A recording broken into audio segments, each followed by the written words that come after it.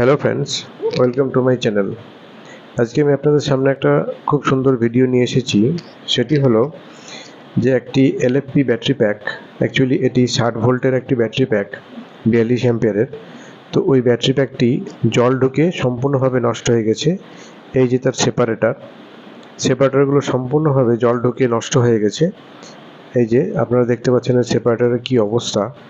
এই অবস্থা দেখে আপনারা বুঝতে পারছেন যে ব্যাটারি প্যাকের কী অবস্থা হয়েছে। তো আপনারা দেখুন যে এই ব্যাটারি প্যাকটি জল ঢুকে মরিচা পড়ে সম্পূর্ণভাবে নষ্ট হয়ে গেছে। এই যে কি অবস্থা আপনারা দেখুন যে নিকেল স্ট্রিপগুলো জল ঢুকে সম্পূর্ণ মরিচা পড়ে নষ্ট হয়ে গেছে এবং টার্মিনাল থেকে কেটে গেছে। তো এই অবস্থায় ব্যাটারিটির অবস্থা খুব খারাপ। এই কারণে আমার কাছে এসেছে ব্যাটারিটি রিপেয়ারের জন্যে। তো এখন আমি এই ব্যাটারিটিকে রিপেয়ার করার চেষ্টা করব এবং দেখে নেব যে এই ব্যাটারির মধ্যে কোনো ব্যাটারি নষ্ট হয়ে গেছে কিনা। তো আপনারা দেখুন যে নিকেল স্ট্রিপগুলো কীভাবে ক্ষতিগ্রস্ত হয়েছে জল ঢুকে।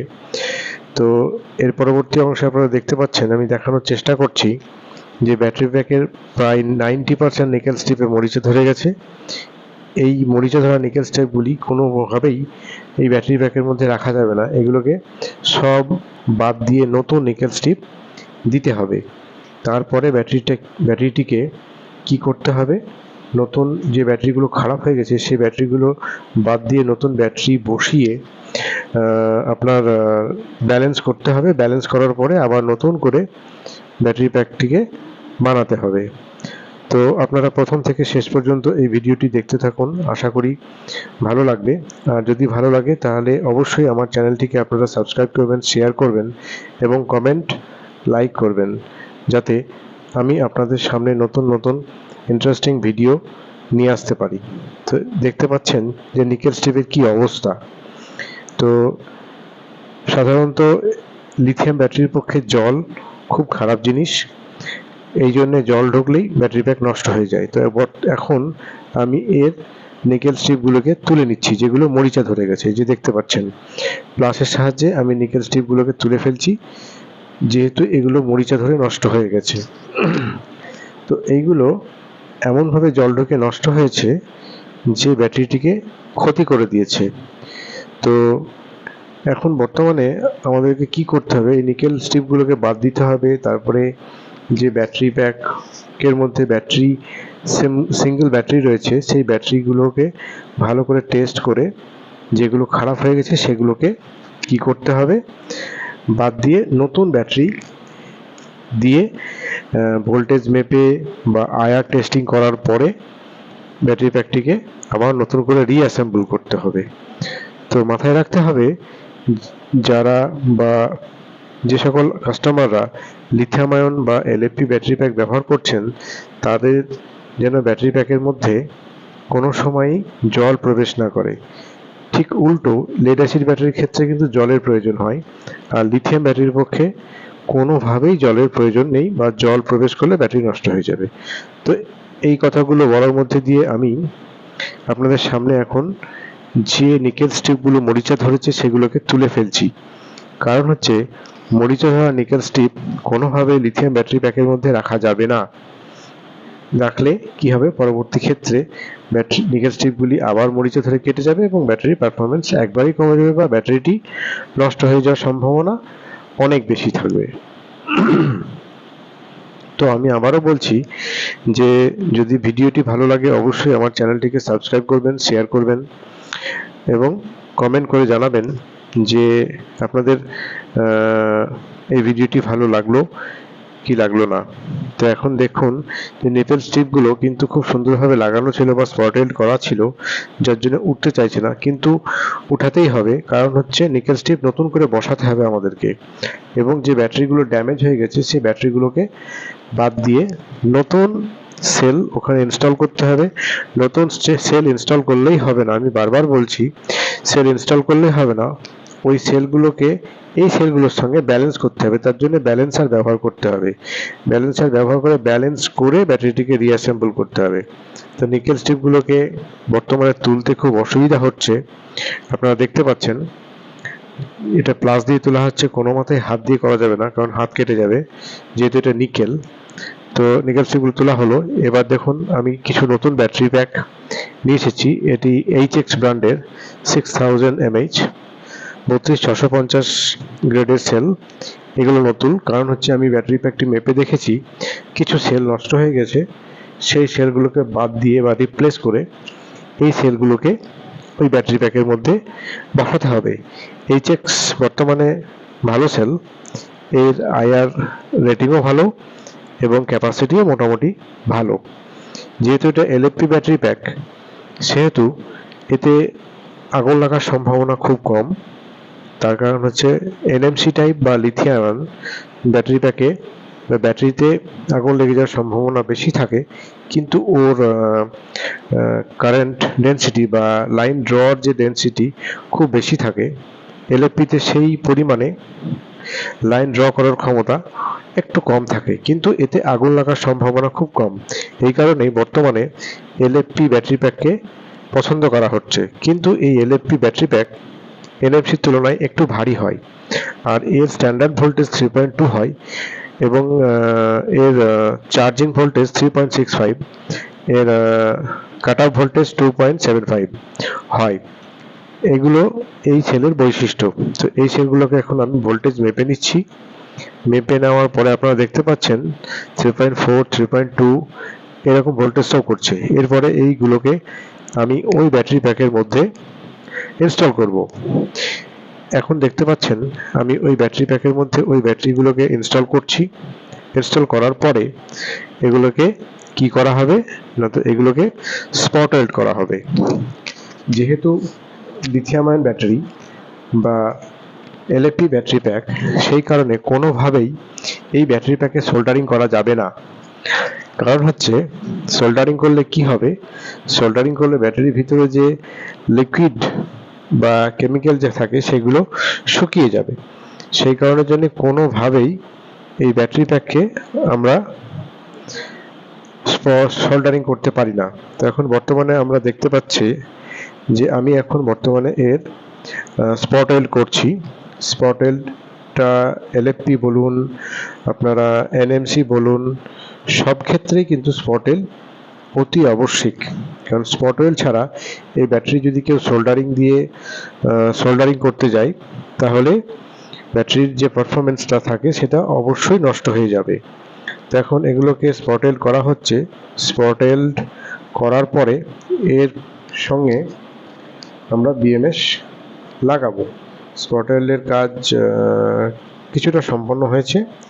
পরবর্তী সেকশনে আমরা আবারও স্পট ওয়েল্ড করছি, লাস্ট পার্টটি স্পট ওয়েল্ড করছি আমরা।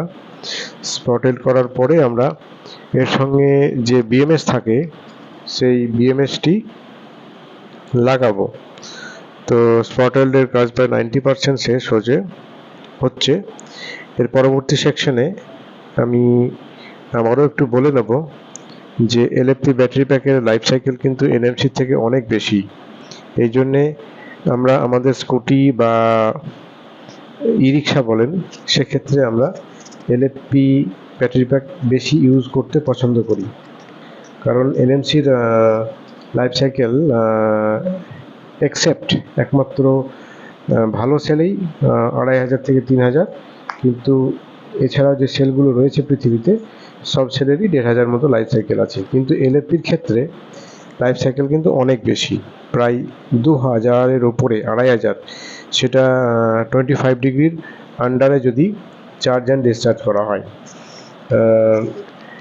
আমাদের এই কথার মধ্যে দিয়ে আমাদের স্পট ওয়েল্ডের কাজ প্রায় শেষ হয়ে গেছে। আমরা এবার কি করব, ভোল্টেজটি মেজার করে এরপরে আমরা স্টেপ বাই স্টেপ কি করব, BMS লাগাবো। প্রথমে বলে নিই, প্রথমে সরাসরি নর্মাল যে BMS লাগালে হবে না। এর জন্য আমাদেরকে কি করতে হবে, এর জন্য আমাদেরকে এখন একটা স্মার্ট BMS বলতে পারেন আপনারা, বা ব্যালেন্সার দিয়ে ব্যালেন্স করতে হতে পারে, এটা করে নিতে পারি। কিংবা এটা এক ধরনের BMS হয় যেটাকে JK BMS বলা হয়, সেই BMSটি আমরা লাগাবো। BMS লাগানোর ভিডিও বা ভিডিওটি আমি এর আগে ভিডিওটি দিয়েছি ব্যাটারি প্যাক বানানোর সময়, তবুও আমরা একবার এটাকে দেখে নেব। বিএমএস এর তারগুলোকে স্টেপ বাই স্টেপ পজিটিভ টার্মিনালে অ্যান্ড একটা যে তার থাকে যেটা নেগেটিভ টার্মিনালে লাগিয়ে আমরা এটিকে ব্যাটারিটিকে চালু করব। তো এখন বিএমএস এর তার লাগানো কাজ চলছে, দেখতে পাচ্ছেন আপনারা তার লাগাচ্ছি এখন আমি। বিএমএস এর তার লাগানোর শেষে বিএমএসটি আমরা কানেক্ট করব। অ্যাকচুয়ালি এটা প্রথমে প্রয়োজন হবে একটি ব্যালেন্সারের, কারণ হচ্ছে এটা নতুন এবং পুরনো সেল, এর মধ্যে ব্যালেন্স করাটা অতি আবশ্যিক। কারণ হচ্ছে পুরনো সেলটি ডিসচার্জ অবস্থায় রয়েছে বা যে কন্ডিশনই থাকুক, নতুন সেল এবং পুরনো সেলের মধ্যে কোনো সময়ই ব্যালেন্স করা সম্ভব নয় ব্যালেন্সার ছাড়া। তো আপনারা দেখতে পাচ্ছেন ব্যালেন্সিংয়ের বা বিএমএস এর তারগুলি প্রায় লাগানো শেষ হয়ে গেছে। এর পরের অংশে আমরা কি করব, পরের অংশে আমরা বিএমএসটি কানেক্ট করব। বিএমএসটি কানেক্ট বলতে আমি বারবারও বলছি যে এটা একটা নর্মাল বিএমএস নয়, এটা একটা smart BMS, JK smart BMS, যেটা অ্যাক্টিভ ব্যালেন্সার যুক্ত বিএমএস। বিএমএস তিন ধরনের হয়ে থাকে, অ্যাকচুয়ালি 3-4 ধরনের। একটা নর্মাল বিএমএস বলতে পারেন, দেন প্যাসিভ ব্যালেন্সার যুক্ত বিএমএস, দেন অ্যাক্টিভ ব্যালেন্সার যুক্ত বিএমএস। 3 ধরনের বিএমএস হয়ে থাকে অ্যাকচুয়ালি। তো অ্যাক্টিভ ব্যালেন্সার যুক্ত বিএমএসই সব থেকে ভালো কাজ করে প্যাসিভ ব্যালেন্সারের তুলনায়, আর নর্মাল বিএমএস নর্মালভাবে কাজ করবে। নর্মাল বিএমএস সে টেকনোলজি অনেক পুরনো হয়ে গেছে এখন। বর্তমানে এখন অ্যাক্টিভ ব্যালেন্সার যুক্ত বিএমএস আপডেটেড ভার্সন চলে এসেছে, বা প্যাসিভ ব্যালেন্সার যুক্ত। এগুলো অ্যাকচুয়ালি অ্যাক্টিভ ব্যালেন্সার যুক্ত বিএমএসগুলো আপনি ফোন থেকে আপনার ব্যাটারিকে মনিটরিং করতে পারেন, ফোন থেকে চার্জ অফ করে দিতে পারেন, চার্জ অন করতে পারেন, ডিসচার্জ অন করে সব কিছুই করতে পারেন আপনার ফোন থেকে আপনারা কাস্টমার। তো এখন আমার বিএমএস এর লিড যেগুলো সেগুলো সব কানেক্ট করা হয়ে গেছে। এরপরে স্টেপে আমি কি করব, লিডের একটা দিক কানেক্ট করার পরে আমি ভোল্টেজগুলো স্টেপ বাই স্টেপ মেজার করব, যাতে কোনো জায়গায় ভুল না হয়। কারণ ভুল হলে কি হবে, ভুল হলে অ্যাকচুয়ালি বিএমএসটি নষ্ট হয়ে যাবে বা খারাপ হবে, আপনারা বলতে পারেন। তো আমি আবারও বলছি, যদি আমার ভিডিওটি ভালো লাগে তাহলে অবশ্যই আপনারা আমার চ্যানেলটিকে লাইক, শেয়ার, সাবস্ক্রাইব অবশ্যই করবেন এবং কমেন্ট করবেন, যাতে আমি আপনাদের সামনে নতুন নতুন ভিডিওগুলো নিয়ে আসতে পারি। তো বিএমএস এর লিডগুলি লাগানো কাজ প্রায় শেষ হয়ে গেছে এই কথাগুলো বলার মধ্যে দিয়ে। তো আপনারা দেখতে পাচ্ছেন এই লাগানো হচ্ছে পজিটিভ টার্মিনালের মাঝখান দিয়ে। তো এখন বর্তমানে বিএমএস এর লিডের কাজ লাগানো শেষ হয়ে গেছে প্রায়। এরপরে কি করব, দেখো দেখুন আপনারা যে কত সুন্দরভাবে ব্যাটারিটি রিপেয়ার করা হয়েছে, আশা করছি ভালো লাগবে। নেক্সট আমরা দেখে নেব ভোল্টেজ প্যারামিটারটি বিএমএস এর কানেক্টরের সঙ্গে। স্টেপ বাই স্টেপ আপনারা দেখতে থাকুন, যে এটি মেজার করাটা খুব প্রয়োজন, কারণ মানুষ মাত্রই ভুল হয়ে থাকে। যাতে ভুল না হয় সেই কারণের জন্য ভোল্টেজটি স্টেপ বাই স্টেপ আমি মেজার করে নিচ্ছি। এটি একটি 20 সিরিজের ব্যাটারি, 20 সিরিজ, 20S বিএমএস ব্যবহার করা হবে এতে। তো অ্যাকচুয়ালি এলএফপিতে দু ধরনের ব্যাটারি প্যাক বানানো হয়, 19S অথবা 20S। তো আমি অ্যাকচুয়ালি বলবো যে 19S না করে 20S দিয়ে ব্যাটারি প্যাক করলে ব্যাটারি প্যাকের পারফরমেন্সটা খুব ভালো হবে। 19S এ ব্যাটারি প্যাকের পারফরমেন্সটা ঠিকঠাক দিতে পারবে না, তো ওই জন্য 20S দিয়ে করলে 60 ভোল্টে অসাধারণ ব্যাটারি প্যাকের ক্ষমতা হবে। এই কথা বলার মধ্যে দিয়ে আমার ভোল্টেজ মাপার কাজ প্রায় শেষ। এবার বিএমএস ইনস্টল করা হলো। আপনারা দেখতে পাচ্ছেন জেকের অ্যাক্টিভ স্মার্ট যুক্ত ব্যালেন্সার বলা যেতে পারে বা বিএমএস এটি। এই বিএমএস এর সাহায্যে battery charge, discharge and balancing সব কিছু করা হয়। তো আপনারা দেখতে পেলেন যে এটা একটা জেকে স্মার্ট বিএমএস, এটা আমি কানেক্ট করেছি এবং এর মধ্যে আমি কি করব, ব্যালেন্সিং করব। এই যে চার্জ করতে দিয়েছি, ব্যালেন্স করার পরে ব্যাটারিটিকে র্যাপিং করব। তো এখন ব্যালেন্স করা হয়ে গেছে। তো ব্যালেন্স করার পরে আমি ব্যাটারিটিকে র্যাপিং করছি খুব সুন্দরভাবে। যত মরিচা ধরা নিকেল স্ট্রিপ ছিল সব বাদ দিয়ে দেওয়া হয়েছে, যে নতুন করে স্পট ওয়েল্ড করে আপনার নতুন করে স্পট ওয়েল্ড করে নিকেল স্ট্রিপ লাগানো হয়েছে এবং ব্যাটারিটিকে খুব সুন্দরভাবে আমি এখন র্যাপিং করছি। র্যাপিং মানে হচ্ছে ব্যাটারিটিকে আমি নতুন করে অ্যাসেম্বল করছি। এখন আপনারা দেখতে পাচ্ছেন অ্যাসেম্বল করার কাজ চলছে। তো ব্যাটারিটিকে খুব সুন্দরভাবে র্যাপিং করতে হবে, যেহেতু এটি একটি বড় ব্যাটারি, 42 অ্যাম্পিয়ারের ব্যাটারি 20S দিয়ে ব্যাটারি র্যাপিং করার পরে আমরা দেখতে পাচ্ছেন ব্যাটারিটি যে নর্মাল বিএমএস ছিল সেটি ইনস্টল করা হয়েছে। এর পূর্বে আমরা কি করেছিলাম, একটা ব্যালেন্সার দিয়ে এটাকে ব্যালেন্স করেছিলাম। তো এই হচ্ছে বিএমএস এর লিড। বিএমএস এর লিডটি এখন কি করা হবে, এই সঙ্গে কানেক্ট করা হবে। তো এই যে দেখতে পাচ্ছেন ব্যাটারি ব্যাগটি আপনাদের সামনে এখন রয়েছে। ব্যাটারি ব্যাগ কাজ করা প্রায় শেষ, ব্যাটারি কমপ্লিট হয়ে গেছে আমাদের। এরপরে আমরা কি করব, ব্যাটারিটির ভোল্টেজ টেস্ট করব, প্লাস ব্যাটারিটির লোড দিয়ে দেখব। অ্যাকচুয়ালি এটাকে ডিসচার্জে বসানোর চেষ্টা করব, অ্যাকচুয়ালি হাই অ্যাম্পিয়ার লোডে।